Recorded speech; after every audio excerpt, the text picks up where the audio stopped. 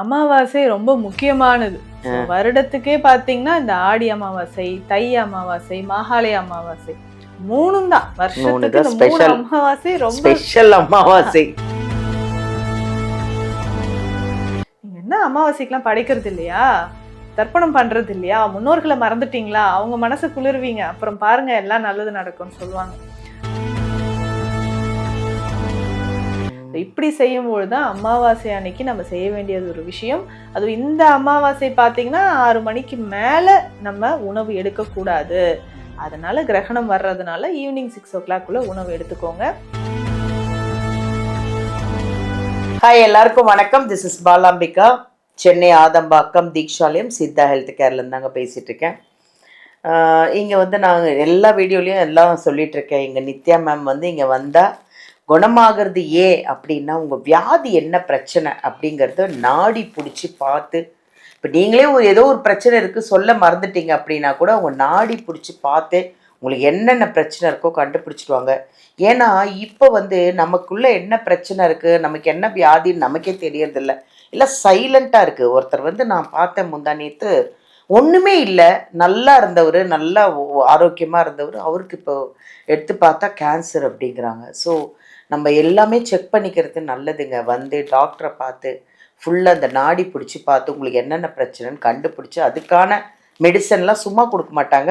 சித்தர்கள் பேர், அவங்க உங்கள் பேரை சொல்லி சித்தர்கள்கிட்ட கேட்டு இந்த மருந்தை கொடுக்கலாமா அப்படின்னு அவங்க சொன்ன மருந்து தான் உங்களுக்கு கொடுத்து உங்களை குணமாக்குறாங்க. அதுதான் எங்கள் நித்யா மேமோட ஸ்பெஷல். அதனால் என்ன பிரச்சனைனாலும் பயப்படாதீங்க. ஃபஸ்ட்டு வாங்க, வீடியோலேருந்து நம்பர் எடுங்க, அப்பாயின்மெண்ட்டை வாங்க, நேராக வாங்க. உங்களுக்கு என்ன பிரச்சனைனாலும் இங்கே கூடிய சீக்கிரத்தில் சரியாயிடும்.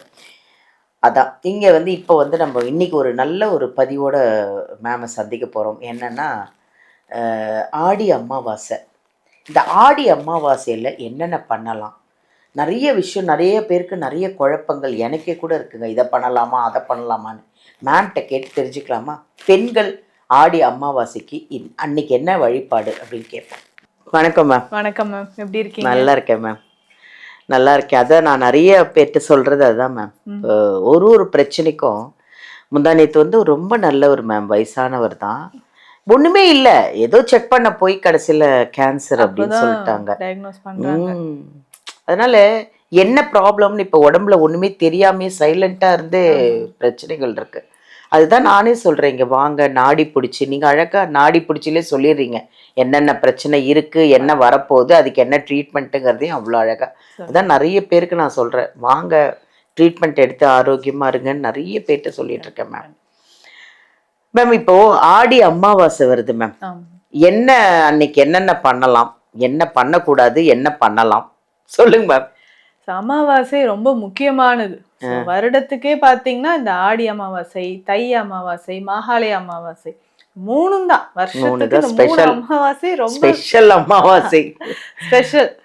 ஆடி அமாவாசை அப்படின்னு சொல்லும்போது நம்ம வீட்டுல அமாவாசைனாலே நம்ம முன்னோர்களுக்கு நம்ம வந்து தர்ப்பணம் கொடுக்கறது, அவங்களுக்கு பிடிச்ச உணவு சமைச்சு வச்சு அவங்கள மனசுல நினைக்கிறது. ஏன்னா அவங்க நம்மளை ஆசீர்வாதம் செஞ்சாதான் நம்ம அடுத்தடுத்த சந்ததிகள் ஆரோக்கியமா இருப்பாங்க, சந்தோஷமா இருப்பாங்க, வீட்டுல சுபகாரியங்கள் நல்லா நடக்கும். வீட்டுல ஏதாவது என்னடா அடுத்தடுத்து நெகட்டிவா நடக்குதேன்னு யோசிக்கும் போது பெரியவங்க யாருன்னா வந்து சொல்லுவாங்க, நீங்க என்ன அமாவாசைக்கெல்லாம் படைக்கிறது இல்லையா, தர்ப்பணம் பண்றது இல்லையா, முன்னோர்களை மறந்துட்டீங்களா, அவங்க மனசு குளிர்வீங்க, அப்புறம் பாருங்க எல்லாம் நல்லது நடக்கும்னு சொல்லுவாங்க. அந்த மாதிரி ஆடி அமாவாசை ரொம்ப முக்கியமானது. தர்ப்பணம் கண்டிப்பா செய்யுங்க. இப்போ வந்து வீட்டுல வந்து குடும்ப தலைவர் இருக்காருன்னா அவங்க அப்பா அம்மாவுக்கு செய்யறன்னா அவரு செய்யலாம். இப்போ வீட்டுல வந்து மனைவி இருக்காங்க அப்படின்னு சொல்லும்பொழுது அவங்க அம்மா அப்பாவுக்கு செய்யணும்னா வீட்டுல படையலாக வைத்து அது செய்யணும். ஸோ அந்த மாதிரி நம்ம செய்யற வழிமுறை தான் எப்போதும் நம்ம ஃபாலோ பண்ணிட்டு இருக்கிறோம். இதுல முக்கியமான ஒரு விஷயம், வீட்டுல அந்த படையலுக்கு நம்ம என்னென்ன சமைக்க போறோம், சமைச்சு அவங்களுக்கு பிடிச்சது, இப்போ யாருக்காக நம்ம செய்யறோமோ அவங்களுக்கு பிடித்த உணவுகள்னு இருக்கும். ஆமா, கண்டிப்பா அதை செஞ்சிடணும். அன்னைக்கு வந்து அதை கண்டிப்பா செய்யணும். பொதுவாகவே அமாவாசை அப்படின்னு சொல்லும்போது வாழைக்காய், பாகற்காய் செய்யறது வழக்கம். பிரண்டை துவையல் செஞ்சு வச்சு படைக்கிறது ரொம்ப வழக்கம். இப்போ நம்ம மதிய நேரத்திலே வந்து பார்த்தீங்கன்னா அந்த சூடாக சமைச்சு அப்படியே நம்ம அவங்களுக்கு எப்படி பரிமாறுமோ அதே மாதிரி அவங்களோட ஃபோட்டோ முன்னாடி வச்சு நம்ம சூடாக இலை வாழை இலை போட்டு சாதம் சூடாக போட்டு அதில் நம்ம நெய் பருப்பெல்லாம் விட்டு இந்த வாழைக்காய் பாகற்காய் எல்லாம் செஞ்சு வச்சு நம்ம படையல் செய்யணும். அதுதான் முக்கியமானது. பிரண்டை துவையலும் வச்சு இந்த நெய் விட்டு நம்ம படையல் போடணும். அதே மாதிரி ஆடி அமாவாசை ஸ்பெஷல் இல்லையா, ஸோ வடை பாயாசம் அதெல்லாம் வச்சு நம்ம படையல் செய்கிறது ரொம்ப முக்கியம். ஸோ இந்த அமாவாசை அப்படின்னு சொல்லும்போது மதிய நேரத்துல நம்ம படையல் செஞ்சிடணும். ஸோ ஈவினிங் டைம்ல பார்த்தீங்கன்னா 6 மணிக்கு மேலே நம்ம எதுவுமே உணவு எடுக்கக்கூடாது. ஏன்னா அன்னைக்கு கிரகணமும் வருது. நைட்டு 9 மணிக்கு மேலே சூரிய கிரகணம் வர்றதுனால 6 மணி மேக்சிமம் 6:30க்குள்ள நம்ம உணவு எடுக்கிறது எல்லாமே முடிச்சிடணும். அப்போ மதிய நேரத்துலேயே அமாவாசை படையல் இது எல்லாம் முடிச்சிடுறது தான் அன்னைக்கு நல்லது.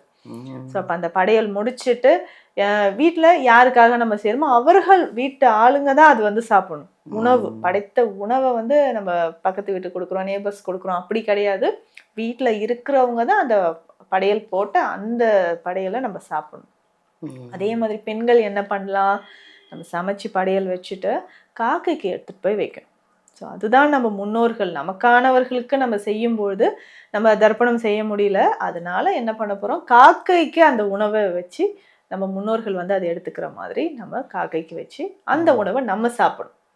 இப்படி செய்யும்போது தான் அமாவாசை அன்னைக்கு நம்ம செய்ய வேண்டியது ஒரு விஷயம். அதுவும் இந்த அமாவாசை பார்த்தீங்கன்னா 6 மணிக்கு மேலே நம்ம உணவு எடுக்கக்கூடாது. அதனால கிரகணம் வர்றதுனால ஈவினிங் 6 o'clock உணவு எடுத்துக்கோங்க. யாருக்காவது உணவு நம்ம வாங்கி கொடுக்கறது நல்லது. உணவு யாராவது பசியோடு இருப்பாங்க, மதிய நேரத்திலே நம்ம வந்து வாங்கி கொடுத்துடணும். ஸோ வீட்டில் இவ்வளோ வேலை பார்த்துட்டு இருக்கு 3 மணி ஈவினிங் டைமில் நம்ம வாங்கி கொடுக்க வேண்டாம். மதிய நேரத்தில் பசியோடு இருப்பாங்க இல்லையா, ஸோ அவர்களுக்கு நம்ம வாங்கி கொடுக்கலாம். பசுக்கு நம்ம ஏதாவது உணவு கொடுக்கறது ரொம்ப நல்லது. காக்கை குருவிகளுக்கு உணவு போடுறதும் நல்லது. ஸோ அமாவாசை அப்படின்னு சொன்னாலே நம்ம ஜீவராசிகளுக்கு உணவு கொடுக்கறது மூலயமாக முன்னோர்கள் வந்து சாப்பிட்றதாக ஒரு அர்த்தம் இருக்கு. அப்படி நம்ம அமாவாசைக்கு தவறாம, அதுவும் ஆடி அமாவாசை தவறாம வீட்டில் இந்த படையல் முறையை செய்யுங்க. முன்னோர்களோட அருள் நமக்கு முழுவதுமாக கிடைக்கும். Thank you ma'am, thank you. மிஸ் பண்ணாதீங்க இந்த ஆடி அமாவாசையை. ஏன்னா முன்னோர்கள்லாம் அன்றைக்கி நம்மளை தேடி வருவாங்க. ஸோ அவங்களுக்கு எல்லாம் பிடிச்சதெல்லாம் சமைச்சு அவங்க மனசை குளிர வைங்க. இது எதுக்காக அப்படின்னா நம்மளுடைய சங்கதிகள் நம்ம குழந்தைங்க எல்லாரும் நல்லா இருக்கணும் அப்படிங்கிறது தான். எங்கள் மேம் சொன்னது அதுதான். இந்த ஆடி அமாவாசை அன்றைக்கி ஒரு 3 ஐட்டம் ரொம்ப முக்கியமான ஒரு விஷயத்தை சமைச்சு வைக்க சொன்னாங்க. வீடியோ ஃபுல்லாக பார்த்து அதை சமைச்சு வைங்க. நம்மளுடைய எல்லா முன்னோர்களும் வந்து நம்மளோட பிளெஸ்ஸிங், அவங்களோட பிளெஸ்ஸிங்ஸ் நம்ம குழந்தைங்களுக்கு கிடைக்கணும் அப்படின்றத இந்த ஆடி அமாவாசை அன்னைக்கு சிறப்பாக கொண்டாடுங்க. வீடியோவிலேருந்து நம்பர் எடுங்க. ஏதாவது பிரச்சனைனா பயப்படாதீங்க. நீங்கள் மேம் சொல்கிறது அதான், பயப்படாதீங்க, நான் இருக்கேன், வாங்க, என்ன பிரச்சனைனாலும் நான் குணமாக்கிறேன் அப்படின்வாங்க.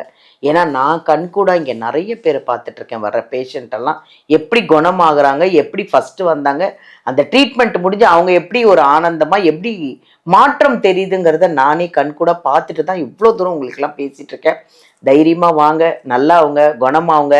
இல்லை இங்கே வர முடியல, நான் வந்து தாம்பரம் செங்கல்பட்டு சைடு இருக்கேன்னா வாங்க, அங்கே ஒரு பிரான்ச் இருக்குது, நம்பர் எடுங்க, அப்பாயின்மெண்ட் வாங்குங்க. அங்கே என்னைக்கு வராங்க மேம்னு கேட்டு அங்கேயும் வந்து ட்ரீட்மெண்ட் எடுத்துக்கலாம். நன்றி.